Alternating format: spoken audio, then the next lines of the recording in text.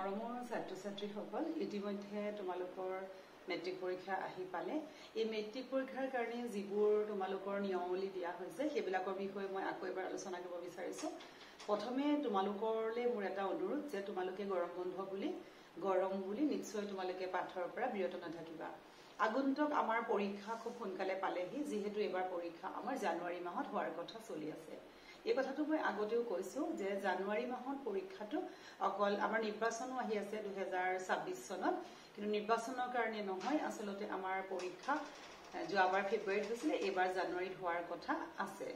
গতিকে আমি যে ধৰণে পঢ়িছো সেই ধৰণে আমি পঢ়িলে কেনেকে ধৰণৰ ৰিজাল্ট পাম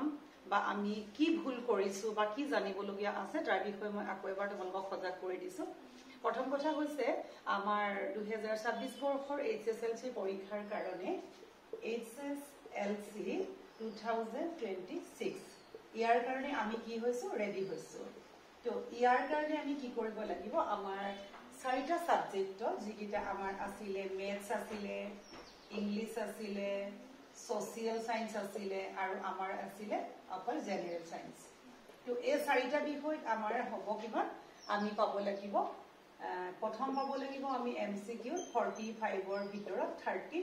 তাৰ পিছত আমি পাব লাগিব ডেসক্ৰিপটিভত পাব লাগিব 45 ৰ ভিতৰত 30 এই 13 টো কিন্তু আমি পাবই লাগিব আৰু বাকি তোমালোকৰ যি এসেসমেন্টৰ নম্বৰ থাকিব 10 মাৰ্কস তাৰ পৰা তোমালোকে 6 বা 7 কিবা পাবা এটা কথা হল কি তোমালোকৰ এই 13 নম্বৰ পাবৰ কাৰণে আগতেই কিন্তু সাজু হৈ থাকিবা নেভাবিব যে আমি নাপালে কি হ'ব পাব লাগিবই গতিকে তোমালোকৰ চাৰিটা বিষয়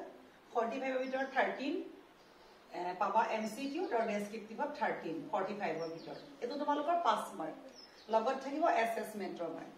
তোমালোকৰ টোটাল মাৰ্কস হ'ব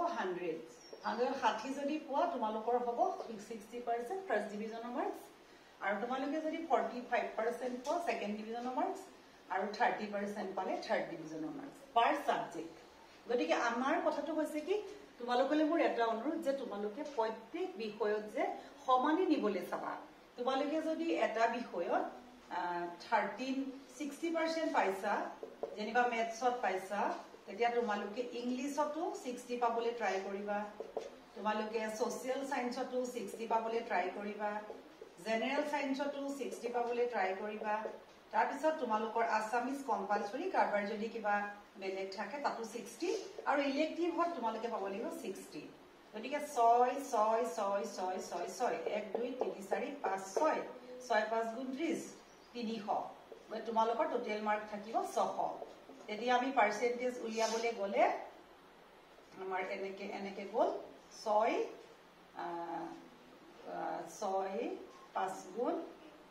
30 এটো হৈ গল তোমালোকৰ 50% নহল জানো এটো হৈ গল 50% গতিকে 6 5 গুণ 30 কিন্তু তোমালোকৰ এটো পাৰ্সেন্ট হল সেকেন্ড ডিভিজনৰ মাৰ্কস এতিয়া তোমালোকে কি পাব লাগিব 4 5 6 6 গুণ 36 36 তে তোমালোকৰ কি হ'ব ইয়াত তোমালোকৰ ছটা বিষয় 60 কে পালে 6 6 গুণ 36 360 তেতিয়া তোমালোকৰ 6 6 গুণ 36 এটো 1 2 3 4 5 6 ছটা বিষয় 6 6 গুণ 36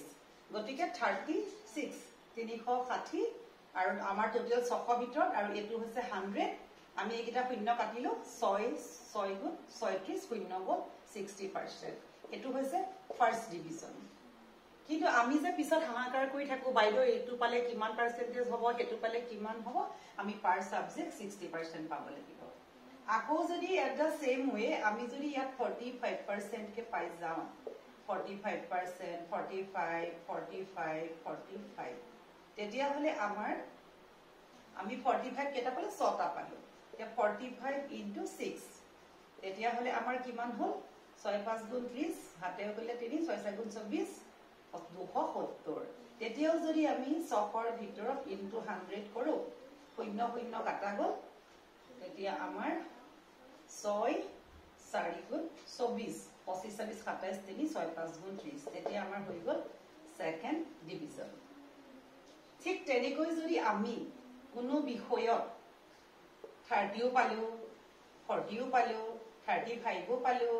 বা আমি 40ও পালো আকৌ যেনিবা 30ও পালো এনেকৈ যদি আমি লাষ্টলৈকে যদি পালো তেতিয়াহ'লে 1 2 3 4 5 6 তেতিয়া এই মাৰ্কছখিনি যোগ কৰিলে তোমালোকৰ 180ৰ ওপৰ হ'ব কাৰণ পাৰ সাবজেক্ট 30 কে পালে 6টা বিষয়ত আমাৰ কিমান হয় 600 * 100 তেতিয়া পাব 6 3 গুণ 18 30% গতিকে এটো তোমালোকৰ 30% পালে থাৰ্ড ডিভিজন গতিকে তোমালোকে 30 40 কিবা পাবা কিন্তু মোৰ তোমালোকলৈ এটো অনুৰোধ যে তোমালোকে প্ৰত্যেক সাবজেক্টত সমানে নিবলৈ চাবা আৰু যেহেতু আমাৰ 6টা মাহ পৰীক্ষাৰ সময়লে আছে গতিকে যি ছাত্ৰ ছাত্ৰী যি বিষয় সবতকে বেছি টান পোৱা সেই বিষয়টো বহুত চেষ্টা কৰা তোমালোকে যাতে একেবাৰতে উত্তীৰ্ণ হৈ যাব পাৰা আৰু তাৰ লগে লগে যিখিনি ছাত্ৰ ছাত্ৰীৰ অকমান আৰ্থিক মানে অসুবিধা আছে সেই ছাত্ৰ ছাত্ৰীখিনি অক্টোবৰ মাহত এবাৰ ফৰ্ম ফিলআপ হ'ব আৰু অক্টোবৰ মাহৰ পৰা চৰকাৰে প্ৰত্যেক ছাত্ৰ ছাত্ৰীক এমাহত 300 টকাকে দিব তেতিয়া 6 মাহ দিলে 1800 টকা পাম আৰু সেই 1800 টকাৰে জুনেটো টিউচন কৰিছে নোৱাৰাখিনিয়ে অন্তত গাঁৱত থকা বা লৰা যিখিনি বিএ পাস কৰা লৰা ছোৱালী আছে তোমালোকতকে ডাঙৰ তেওঁলোকে তোমালোকক নিশ্চয় অলপ শিকাব আৰু তোমালোকৰ এই পইচাখিনি তোমালোকৰ সেই দুৰ্বল বিষয়ত আগবাঢ়িবলৈ সহায় হ'ব গতিকে তোমালোকে খুব ভালকৈ পঢ়া অবাবত সময় নষ্ট নকৰিবা তোমালোকে ভিডিওটো এটা লাইক কৰিবা লগৰ লগত শ্বেয়াৰ কৰিবা নতুন সকলে সাবস্ক্ৰাইব কৰিবা কিবা থাকিলে কমেন্ট কৰি সুধিবা থ্যাংক ইউ